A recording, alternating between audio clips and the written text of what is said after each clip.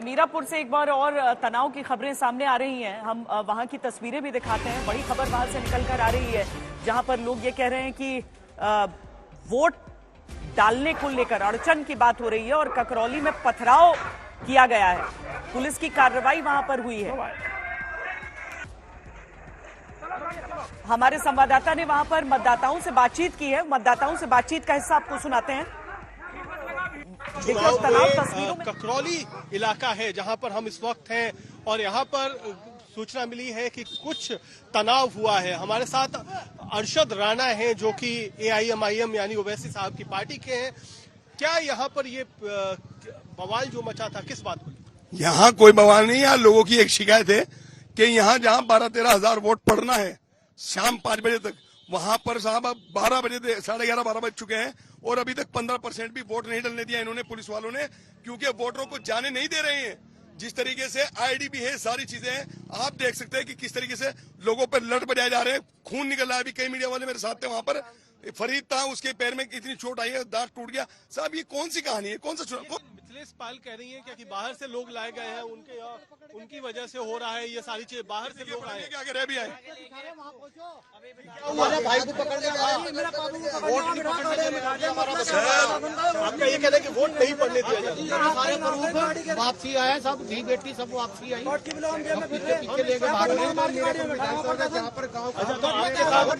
सख्ती प्रशासन ने क्या किया? प्रशासन ने रबड़ मार के पिताजी को गाड़ी में बिठाया। क्या मतलब ऊपर शासन का आरोप है कि पत्थरबाजी ऐसा भी कुछ कुछ नहीं होगा। वहाँ प्रशासन रबड़ मार के गाड़ी में बिठा रहे। यहाँ पर प्रत्याशी थे AIMIM के और जो आम लोग हैं उनका कहना है कि यहाँ पर वोट नहीं डालने दिया जा रहा है। ये आरोप है प्रशासन पर और प्रशासन सख्ती बरत रहा है, उनके साथ ज्यादती की जा रही है, ये भी कहा जा रहा है।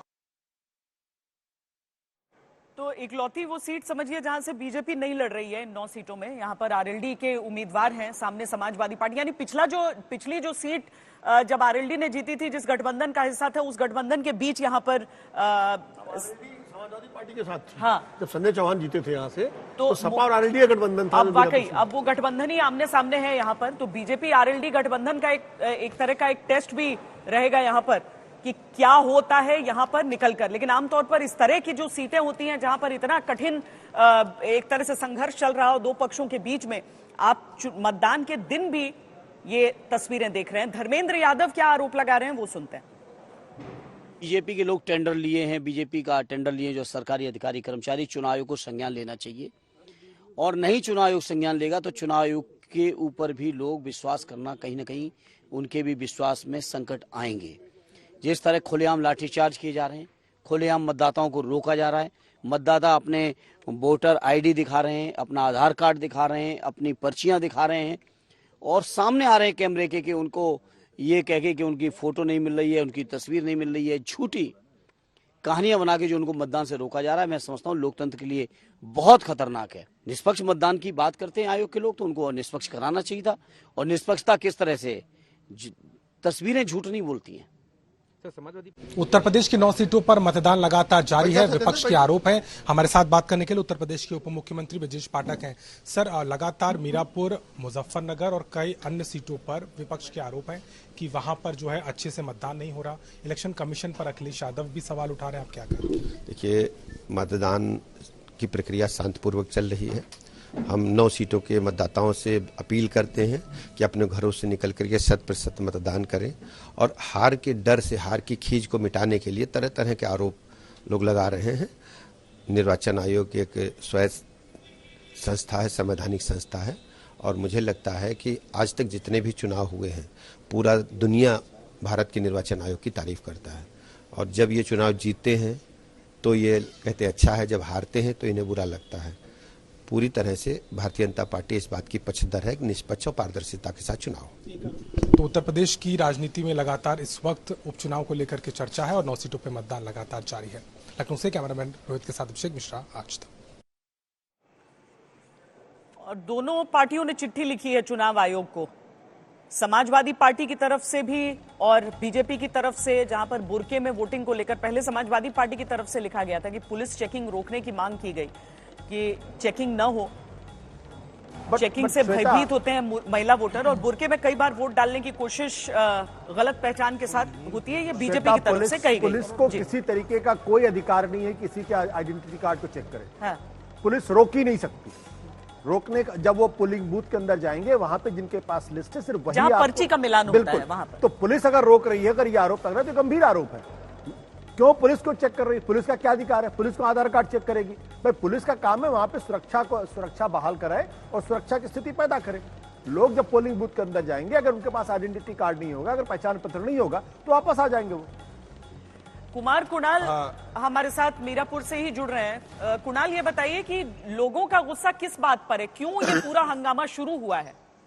लोगों का गुस्सा नहीं है, एक समुदाय विशेष के लोगों फिर आप उसमें आप उसमें ये 9 बजे के आसपास शुरू हुआ और 9 बजे मैं अभी इस समय जहां पर खड़ा हूं, ये ककरौली इलाका है। यहां पर लोगों का आरोप ये था कि कई सारे लोगों को उनके पास आइडेंटिटी कार्ड होने के बावजूद अंदर नहीं जाने दिया गया है।